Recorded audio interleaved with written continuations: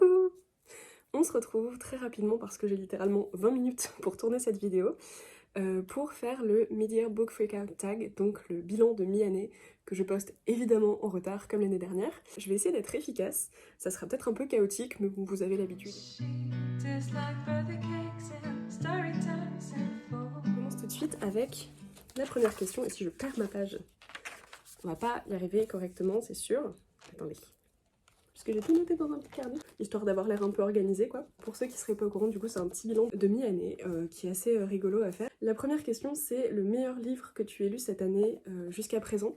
Et j'hésite entre plusieurs. Je dirais If We Were Villains de M.L. Rio. Je vous mettrai une image ici parce que je l'ai prêté à un ami.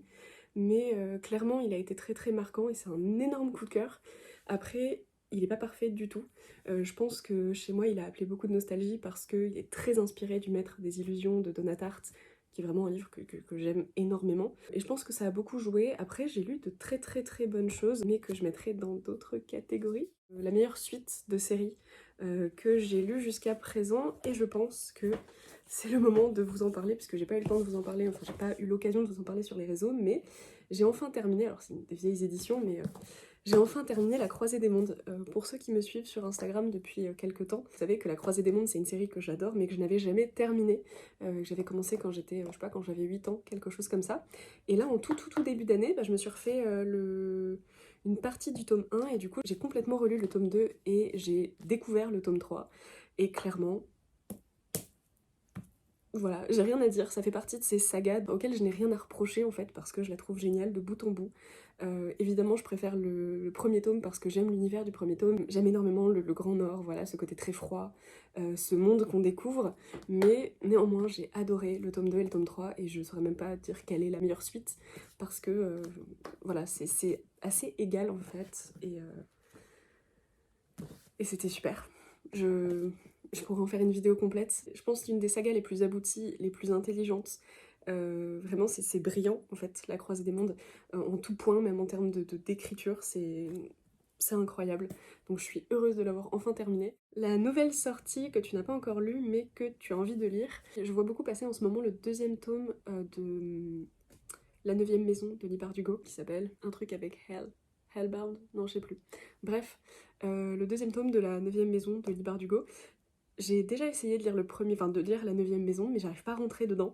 Et pourtant j'aimerais énormément lire cette saga, je sais qu'elle pourrait me plaire. J'ai beaucoup de mal à m'y atteler et à m'y accrocher surtout, donc je vais réitérer, je pense. Mais je pense que ça c'est vraiment l'une des choses que j'aimerais vraiment lire. Après honnêtement, me tenant assez peu au courant des sorties récentes, j'ai pas trop d'envie particulière, j'ai l'impression. Si peut-être, alors c'est pas hyper récent, mais Babel, de... J'ai pas envie de dire de bêtises, je crois que le nom de l'autrice c'est Kwang, mais très envie de découvrir Babel, voilà. Et j'ai pas forcément envie de le lire en traduit, donc je pense que je le lirai en VO. Il y en a sûrement plein d'autres que j'oublie. Sortie la plus anticipée de la deuxième moitié de l'année. Difficile à dire encore une fois parce que je suis pas tellement les sorties, les nouvelles sorties. J'ai tendance à me laisser porter un petit peu, mais je sais qu'il y a le tome 2 de Little Monsters qui doit sortir, de Jeff Lemire et Dustin Nguyen. Et c'était une très belle découverte. Je l'ai vraiment adoré. Je vous en parlerai dans un point lecture, mais vraiment, Little Monsters, gros coup de cœur pour ce comics qui s'annonce très bien. Donc voilà, tome 2 qui doit sortir en septembre, je crois. Et je pensais pas qu'il sortirait aussitôt, donc je suis ravie. J'ai hâte de me replonger dedans. On est sur du post-apocalyptique avec des enfants vampires.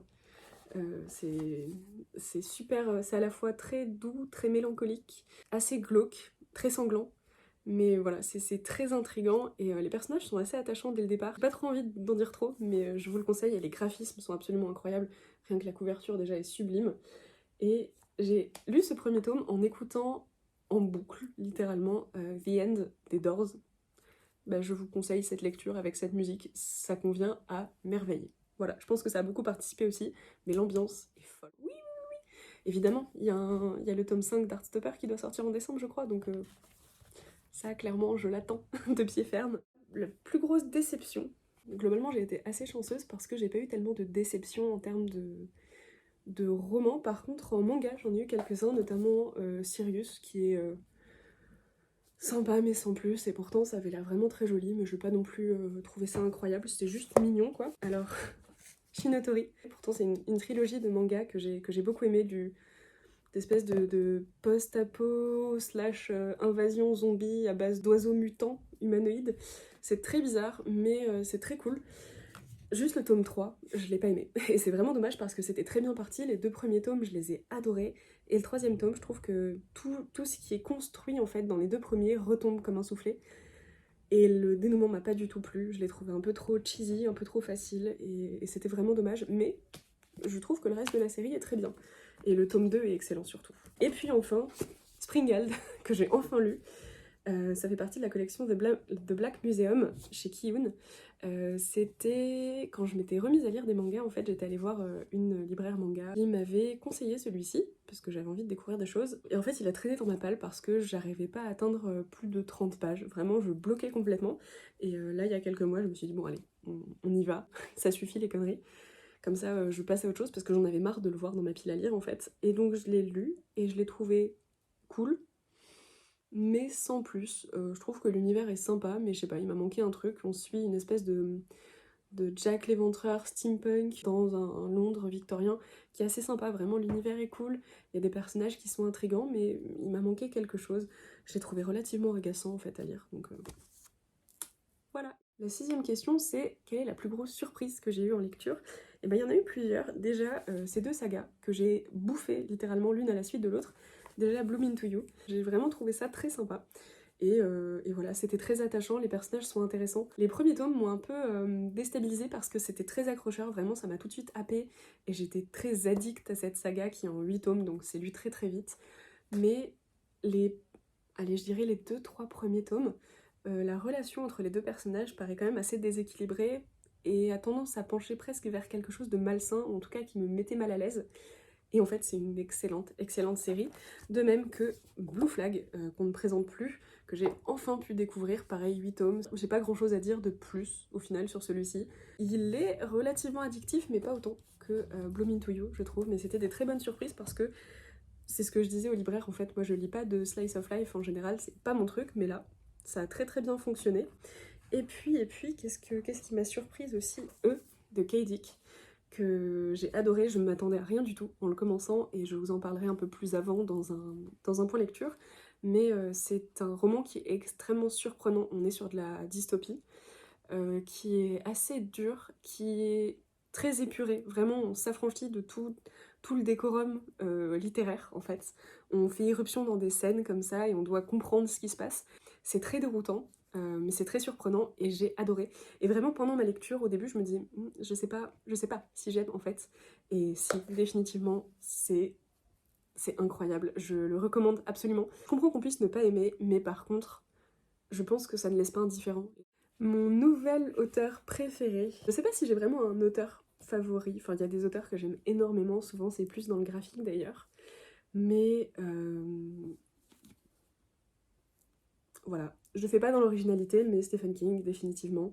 Il y a des choses que j'apprécie beaucoup chez lui. Le fait de me replonger un petit peu dans sa manière d'écrire, de découvrir ce roman donc, qui est Cimetière, que je veux lire littéralement depuis mes 9 ans. Et ça, c'est pas une vanne. Mon frère l'a acheté quand on était en vacances, quand j'avais 9 ans.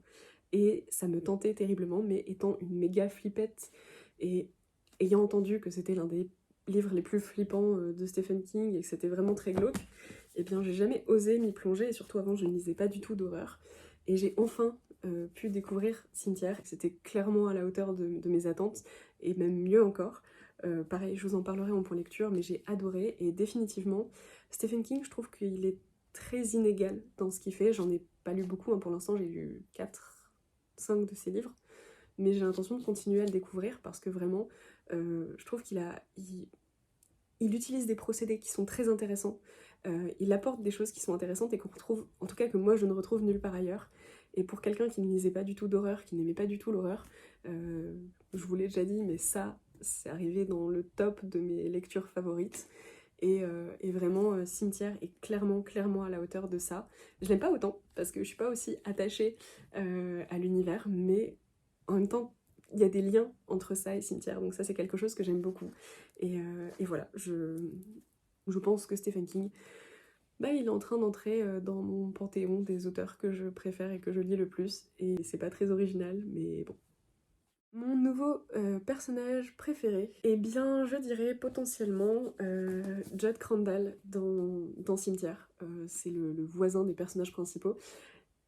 Je sais pas, il a quelque chose de super agréable ce personnage. Je l'ai trouvé sympathique, je l'ai trouvé rassurant, je l'ai trouvé très positif. Enfin, vraiment c'est un personnage que j'ai beaucoup aimé. Donc je dirais Judd Crandall dans Cimetière. Et sinon peut-être dans If We Were Villains. J'ai beaucoup aimé James et Pip aussi, Philippa. Voilà, je vous mettrai encore l'image de If You Were Villains, mais c'est des personnages que j'ai trouvé attachants parce que Pip, c'est une fille qui a beaucoup de caractère, on sent qu'elle a la tête sur les épaules, et je l'ai trouvé très chouette. Et James, c'est un personnage que j'ai trouvé particulièrement touchant. Des livres qui m'ont fait pleurer. J'ai pas tant pleuré, je trouve, en lisant des livres. Loving Reaper, la bande dessinée sur la faucheuse qui va voir des animaux. Vraiment, je m'attendais pas à pleurer à ce point-là pour un petit canard qui est au bord de la route, mais c'était terrible, vraiment ça m'a brisé le cœur. J'ai potentiellement dû verser quelques larmes en lisant Cimetière, parce qu'il y a des passages qui sont très durs. Clairement, j'ai pleuré en lisant La Croisée des Mondes, le tome 2, que j'avais pourtant déjà lu. J'ai pas envie de spoil spécialement, mais il y a la mort d'un personnage qui m'a brisé en 1000 morceaux. Et If We Were Villains aussi m'a fait pleurer. Clairement, j'ai versé des petites larmes.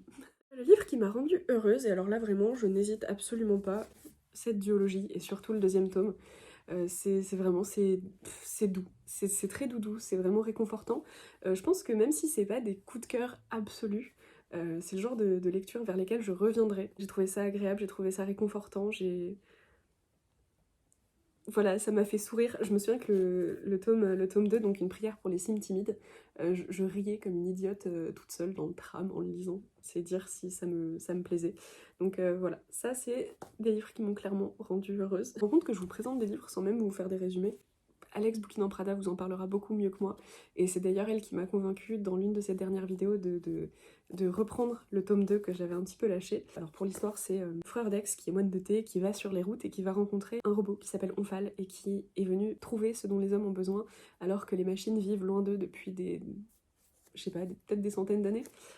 Donc voilà, c'est très beau, c'est plein d'émerveillement et ça m'a vraiment mis du baume au cœur en fait. Le plus beau livre que tu aies acquis cette année, eh ben c'est pas très difficile. Alors il y en a peut-être que j'ai oublié, mais le premier qui me vient à l'esprit c'est celui-ci, Slowfoot, A Tale of Bewitchery de Brome. C'est un livre que j'ai envie de découvrir depuis des années littéralement, et j'ai enfin réussi à me le procurer pour un prix qui me paraissait relativement raisonnable. J'ai hâte de le découvrir. Ça a l'air d'être le pire livre de toute ma bibliothèque. Il a l'air d'être d'un glauque terrible. Je sais même plus exactement de quoi ça parle, mais il y a une histoire de... Voilà, il y a le diable, de la sorcellerie. Ça a l'air d'être très très très très glauque. Il y a plein d'illustrations à l'intérieur. Celle-là n'est pas glauque, donc je peux vous la montrer. Mais je trouve que c'est un très très bel objet de livre. J'aime beaucoup les illustrations. Et j'ai très très hâte. Je me le garde pour le Pumpkin Autumn Challenge. Quel livre dois-je absolument lire avant la fin de l'année? Slowfoot évidemment, mais pas mal d'autres livres qui sont dans ma palle et que je me garde pour le Pumpkin Autumn Challenge, donc je vais pas forcément vous les présenter maintenant. C'est des choses qui étaient dans ma palle déjà l'année dernière pendant le Pumpkin et que j'ai pas lu, et donc que j'aimerais lire cette année. Et donc... créateur de contenu préféré, en ce moment je dirais que les créatrices de contenu que je suis le plus, c'est souvent des créatrices, mais je suis toujours très fidèle au même en fait. Ce sera Alex Bouquin en Prada évidemment, Anna comme toujours que j'adore, Margot Liseuse parce que voilà, elle fait partie des personnes que je suis depuis, je crois que j'étais au lycée quand j'ai commencé à regarder ses vidéos, donc ça date un petit peu. Pepper Palace aussi, dont j'aime beaucoup beaucoup beaucoup les vidéos, et puis Darling Daisy par exemple. Je suis sûre que j'oublie des gens et que je vais m'en vouloir, mais voilà à peu près où j'en suis niveau personne dont j'aime regarder les vidéos et dont j'attends les vidéos avec impatience. Sur ce, j'espère que c'était cool, j'espère que vous avez passé un bon moment, que vous avez vu peut-être des livres qui vous feraient envie, ou pas. N'hésitez pas à me donner votre avis d'ailleurs sur alors soit votre bilan de mi-année, soit sur ce dont j'ai parlé aujourd'hui. S'il y a des livres que vous avez lus, si vous avez des avis qui divergent des miens, ça serait avec plaisir. Voilà, n'hésitez pas à me suivre, à rester un petit peu connecté ici pour voir quand est-ce que je vais revenir, parce que j'essaye de revenir petit à petit, de refaire des vidéos. On se retrouve sur Instagram si vous êtes d'accord. Potentiellement, il y a un concours qui devrait arriver.